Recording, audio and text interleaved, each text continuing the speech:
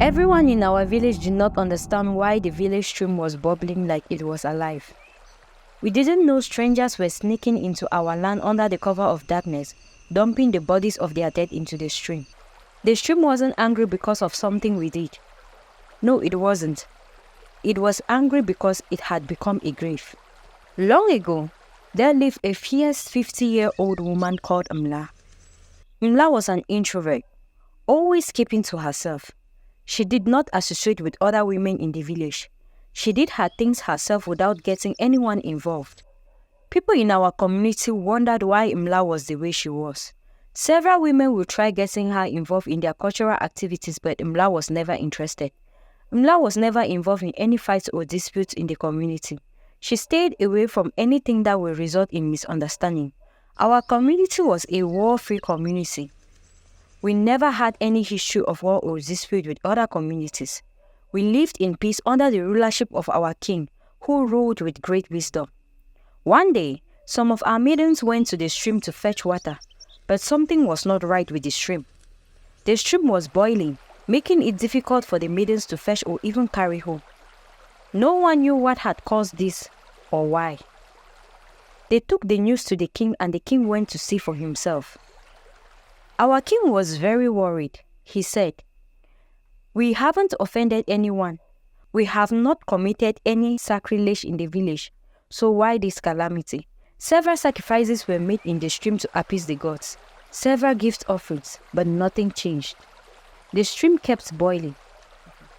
There was no fresh drinking water in our community anymore because even if you succeeded in fetching the water, it would keep boiling in the pot. In fact, the water never stopped boiling no matter where it was. Our king was tired. He had tried everything but no solution. Emla was unhappy with how miserable the community had become, so she took it upon herself to find out what was happening. Every night, Emla will go to the stream to spy if she sees anything out of the ordinary. She saw nothing for the first 3 nights, but she never gave up. She kept going until one day she saw something. 2 men who seemed not to come from our community but the neighboring community. She stayed in hiding to observe what these men were doing. Suddenly, she saw the men throwing dead bodies into the stream. Emla was very angry. The next day, she took the news to the king. The king sent some of his guards to go with Emla and spy at night and bring back confirmation to what Emla said. Days passed. The guards and Emla saw nothing. They would stay up all night in bushes at the stream banks and still see nothing. The guards reported to the king, saying they had found no unusual happenings at the stream. The stream kept boiling and no one believed Emla. Some said she was dreaming. Others never believed she would care about the land considering she isolated herself from the community and minded her own business. Emla was not surprised because she knew it would be difficult for the villagers to believe her without proof. So one night, she returned to the stream hoping she was going to get the proof she needed. The men came with more dead bodies. After she waited for a few hours, Emla confronted them and fought with the men until she successfully killed them. She chopped off their head and took their strange feathered headbands along with the heads in a white sack. She presented the sack to the king at his palace.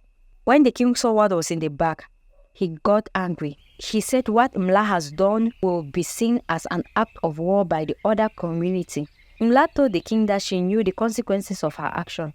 She said it was the only way to restore their water, and that with or without her action, war was coming for them. She pleaded with the king to give her a chance to explain. She told the king that she left her birth community and relocated to our land because of endless war, and that she was a war general where she left from. She fought for her land in several battles and left when she saw the king enjoyed war and was not ready for peace. He was practically using her and her team to cause war outbreaks in other communities. So she got tired of this and left, hoping in her absence, the king will finally stop going to war with other communities. She further explained to the king, telling him that she knows when a community is being provoked into war. She told the king she has never gone to war with any other community, and the peace in his land has attracted jealousy from neighboring communities. They know water is the source of your prosperity and strength, so they decided to destroy it, thereby making you helpless and tricking you into going to war with them.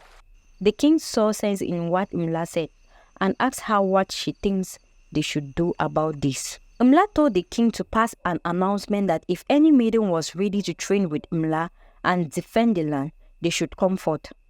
The king gave his approval. Several maidens and I responded to the call. Before the king gave his approval, he asked Emla why she wanted maidens and not the vibrant young men in the community. She told the king the warriors would underestimate the maidens, giving them an upper hand. She concluded by saying women are their strongest weapons at the battlefield. The men would defend the village, but the women would go to battle. The king gave his trust. Emla started training the maidens. She taught them several battle strategies and, most importantly, the element of surprise. The king of the neighboring village sent word to our king saying we have declared war by killing their sons. Our king sent his reply explaining the reason why they were killed, but this was no news to the war-thirsty king. He knew exactly what had happened, and it was all a part of his plan to trick us into battle with them. Emla had told the king that the only way to resolve this would be to take the war to their doorsteps. Emla took her women warriors to the village boundaries, and strategically, we killed each and every warrior of the neighboring village without experiencing a kill on our side. When we were done, we dumped the bodies in their community quarters, and we proceeded to their king's palace. Emla told him that if we find any of his people trespassing on our land, or worse, dumping dead bodies in our stream again, we will return and kill every living thing in his community. Their king was helpless and scared because he had no warriors. He promised never to interfere with our land again. Emla and her women warriors returned home victoriously. Our people celebrated our return, and the king rewarded each and every one of us. Emla was our village messiah. Everyone knew her name and loved her. Our people kept bringing gifts of appreciation to her hut. After a few days, the stream stopped boiling. Fresh water had returned to our stream, and this time it came with a lot of fish. The king declared a celebration at the stream, saying the boiling water was the god's way of protecting us from the infection the dead bodies would have caused.